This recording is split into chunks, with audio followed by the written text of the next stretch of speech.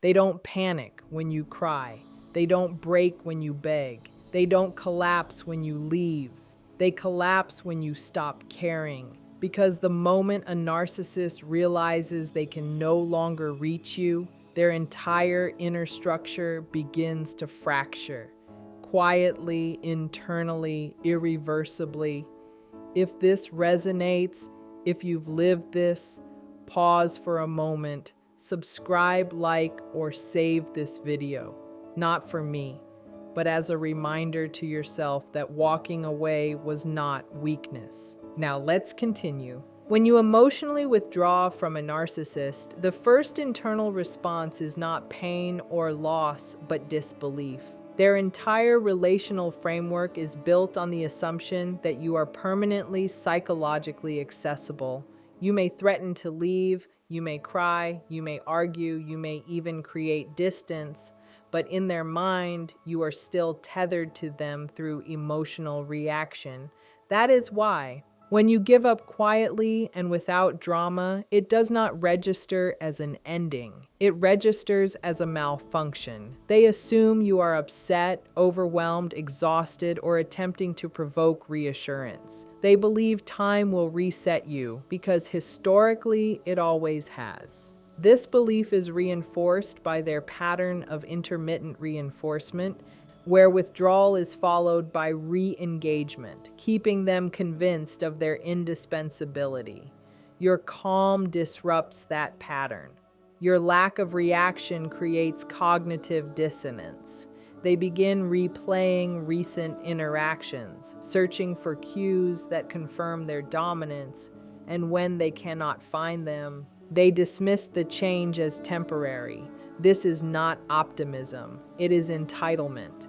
Narcissistic psychology relies on predictability of supply, and you were a reliable source. In their internal logic, people do not leave unless pushed out, and since they did not formally discard you, your departure cannot be real.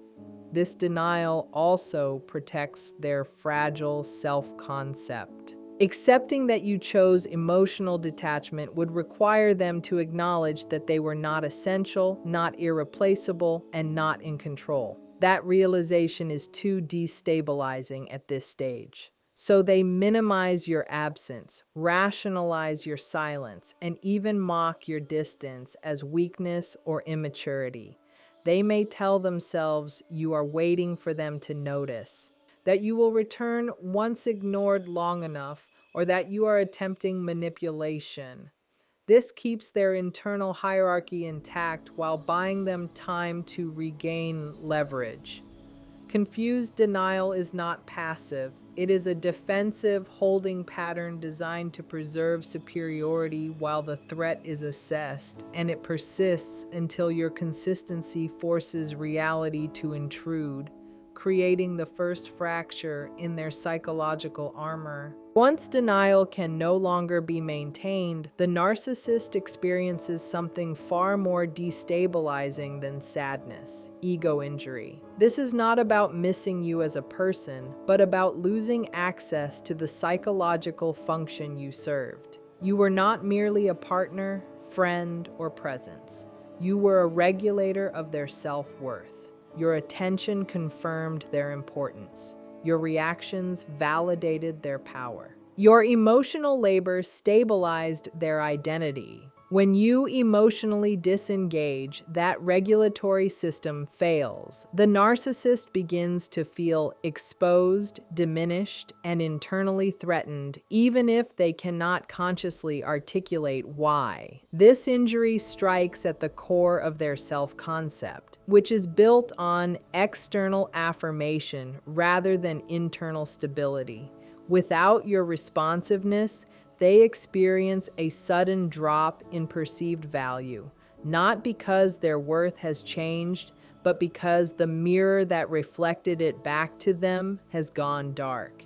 This creates intense internal discomfort, often experienced as irritation, restlessness, or a vague sense of being disrespected. They may fixate on small details, replay conversations, or feel an uncharacteristic sense of vulnerability that they quickly reject. Ego injury is deeply shame-based, and shame is intolerable to narcissistic psychology. Rather than process it, they externalize it. They may decide you are ungrateful, disloyal, or mentally unstable. This reframing allows them to avoid confronting the real threat, which is the realization that their influence over you has ended. The injury also disrupts their sense of hierarchy. Narcissists operate on an unspoken ranking system where they must be superior and others must remain emotionally dependent. Your detachment feels like insubordination. It violates the unspoken contract that you would continue to provide admiration, reassurance, or emotional engagement on demand. This perceived rebellion intensifies the injury, making it feel not just personal but humiliating. They may begin subtly testing you to see if the wound can be repaired, dropping hints, making indirect comments, or fishing for reactions. When those attempts fail, the injury deepens. This stage is marked by internal instability rather than visible collapse.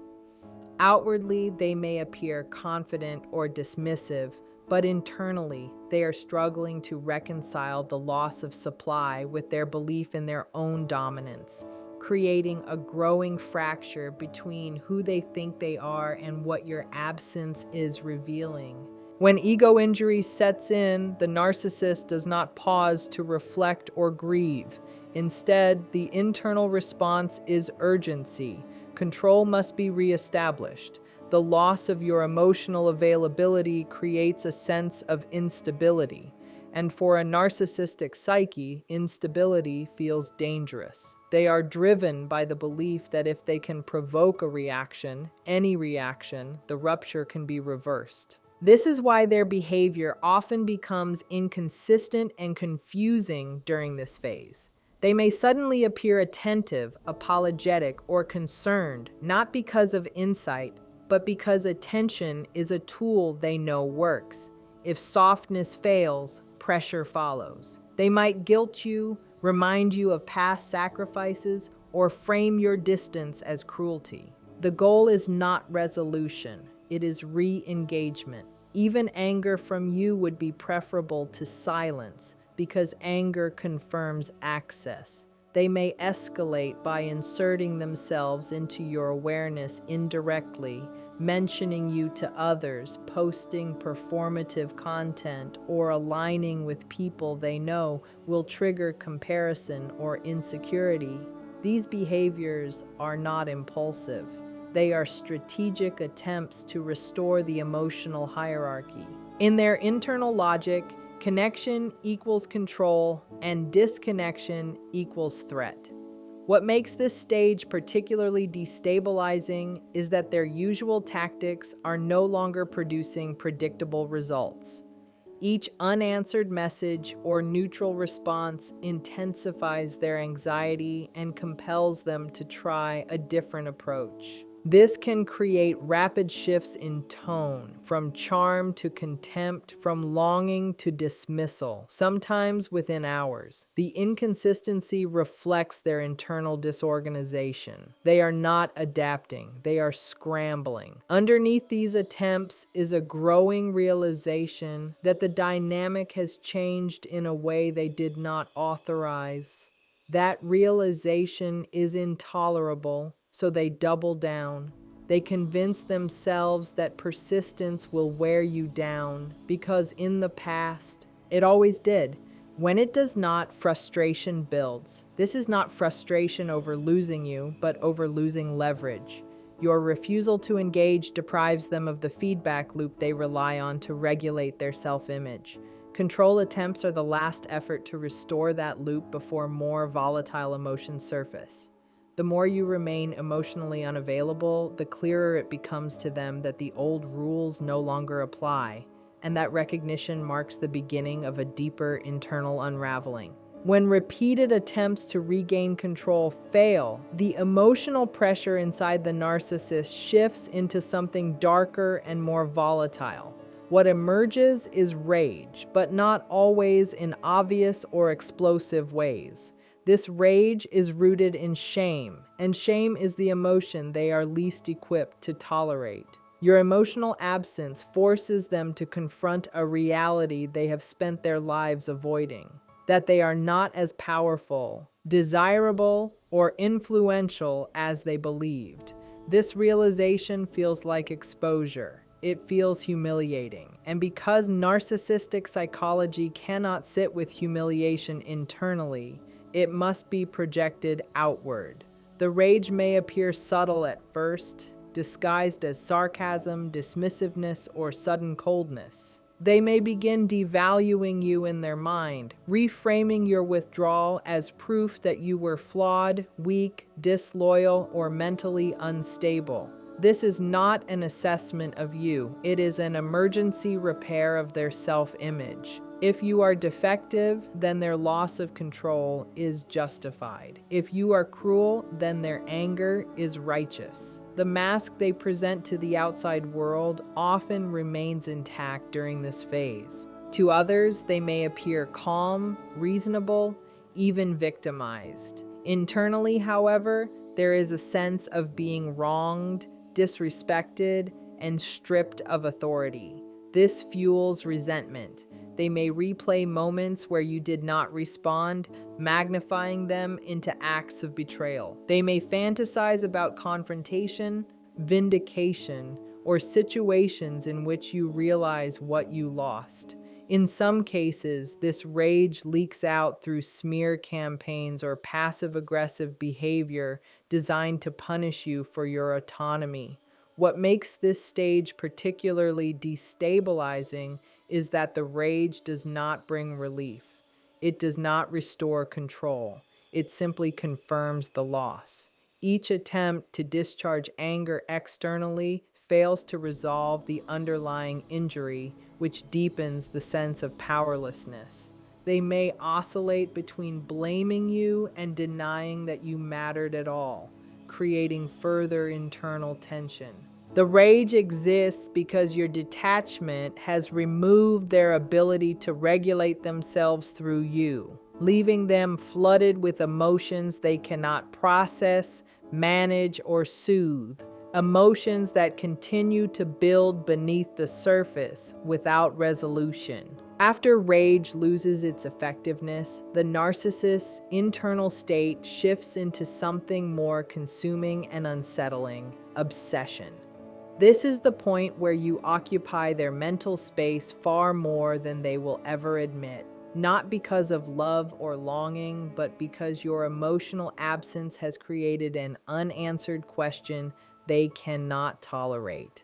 Narcissistic psychology depends on certainty about position and impact. When you disengage and remain consistent, you become an unresolved anomaly. They begin monitoring you, directly or indirectly, scanning for evidence that they still matter. This may involve checking social media, asking mutual contacts about you, or replaying memories to locate the moment where control slipped. The obsession is not romantic. It is investigative. They are trying to understand how someone they assumed was dependent could detach without collapsing. Your calm becomes threatening because it contradicts their internal narrative that you needed them. They search for signs of struggle, regret, or instability because those would restore the familiar hierarchy. When those signs do not appear, their anxiety increases. They may oscillate between believing you are pretending and fearing that you have truly moved on. This creates a mental loop where they repeatedly return to thoughts of you, not to reconnect, but to resolve the discomfort your absence created. The obsession also serves a defensive function. By focusing on you, they avoid turning inward. Self-reflection would require acknowledging vulnerability, inadequacy, or emptiness, So instead, they externalize the problem and fixate on the person who triggered it. They may mentally rewrite interactions, imagining scenarios where they regain superiority or where you realize their value too late. These fantasies temporarily soothe the ego but ultimately reinforce the sense of loss. What intensifies this stage is your consistency. Each day you do not react, explain, or re engage strengthens the evidence that their influence has ended. That realization is deeply destabilizing, so the mind circles back again and again, searching for loopholes. Obsession persists because there is no closure available to them. You did not fight, you did not plead, and you did not chase. You simply disappeared emotionally, leaving them trapped between denial and acceptance, unable to reclaim control and unable to fully let go, with your absence acting as a constant reminder of a power they no longer possess. When obsession can no longer be sustained, when monitoring you yields no emotional payoff and no evidence of collapse, the narcissist is forced into a psychological state they spend their entire life avoiding: emptiness. This is not ordinary loneliness. It is a hollow, disorienting void that emerges when external stimulation no longer props up their identity. Without your reactions, their anger, charm, fantasies, and surveillance lose momentum. What remains is an unstructured internal space they do not know how to inhabit. Narcissistic functioning relies on constant input from others to regulate mood, self-esteem, and direction. When that input disappears, there is no internal framework to fall back on. They may feel bored, restless, irritable, or strangely flat. Time may feel slow, achievements feel meaningless, interactions feel shallow. This emptiness is often misinterpreted by them as depression, dissatisfaction, or external failure, because recognizing it as an internal deficit would be intolerable. They may attempt to fill the void quickly by seeking new supply, overworking, chasing stimulation, or creating drama elsewhere. These efforts provide temporary distraction but do not resolve the underlying hollowness. Your absence is still there, not as longing, but as a missing structure that once organized their inner world. What makes this stage particularly unsettling is that there is no clear target for blame. Rage has exhausted itself. Obsession has gone stale, and denial can no longer fully protect them. The emptiness exposes the truth that their sense of self was never internally anchored. They may experience sudden mood swings, impulsive decisions, or a need for constant distraction to avoid sinking into this internal silence. Moments of quiet become threatening. Stillness feels unsafe. This is why many narcissists fear being alone, not because they miss people, but because solitude removes the mirrors they rely on to exist psychologically.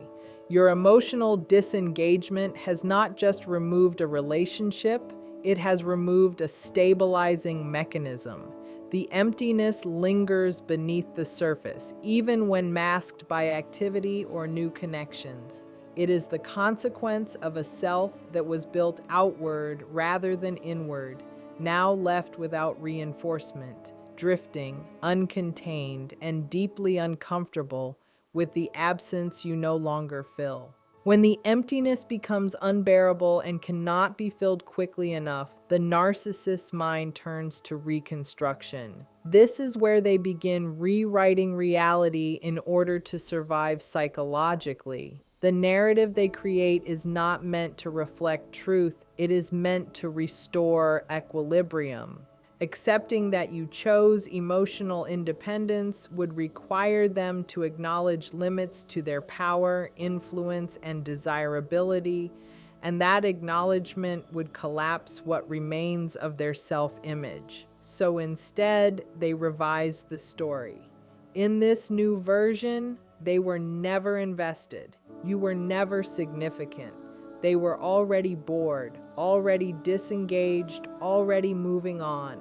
This reframing is not casual. It is necessary. It allows them to convert loss into dominance and rejection into superiority. They may tell themselves they discarded you, that you were draining, that you were beneath them, or that you failed to meet their standards. Each revision serves a psychological function, sealing cracks in the ego by replacing vulnerability with contempt. The more complete the rewrite, the safer they feel. They may repeat this version to others, not to convince the world, but to convince themselves. Repetition stabilizes belief. Over time, they may genuinely forget the intensity of their earlier reactions because memory itself becomes distorted in service of self-protection. This stage also allows them to disengage without accountability. If you were insignificant, then there is nothing to mourn. If you were flawed, then there is nothing to regret. The narrative becomes armor. However, this reconstruction is fragile. It requires ongoing reinforcement. Any reminder of your peace, growth, or emotional stability threatens to unravel it. That is why they may avoid you entirely or dismiss your existence with exaggerated indifference. The story must remain intact for the psyche to remain functional. Internally, this reconstruction closes the cycle by sealing off introspection. Instead of asking what went wrong, they finalize a version where nothing was lost. This is not healing, it is containment. The experience is filed away as resolved, even though it never truly was, and the unresolved elements remain dormant beneath the surface, ready to be activated again when the next relationship exposes the same structural emptiness, the same dependence on external validation, the same inability to tolerate emotional autonomy in another person. What follows after the narrative reconstruction is not growth or insight, but repetition. Once the story has been rewritten and sealed, the narcissist moves forward as if the experience never required reflection. This is where the cycle completes itself. The unresolved elements do not disappear, they are buried. The same dependency on external validation, the same intolerance for emotional autonomy, and the same need for control are carried intact into the next dynamic. On the surface, they may appear recovered, confident, or even relieved. Internally, nothing has been integrated. The absence of self-examination means no internal structure was built from the loss. Instead of learning, they compensate. Instead of adapting, they repeat. This is why similar patterns reemerge with different people, often faster and more intensely. Your emotional disengagement did not change them, but it did expose the limits of their psychological flexibility. For you, this stage is invisible unless you understand what preceded it. You may notice their indifference, dismissal, or apparent ease and mistake it for strength. It is not strength, it is containment. They have closed the file without reading it. The cost of this avoidance is deferred but inevitable. Each repetition reinforces the same fragility beneath the surface. For you, the meaning is entirely different. Your consistency, silence, and refusal to re-enter the dynamic forced an outcome they could not control. You did not win by defeating them. You won by exiting the psychological system altogether. Their cycle continues because it must. Yours ends because you stepped out. That divergence is permanent, even if it is never acknowledged.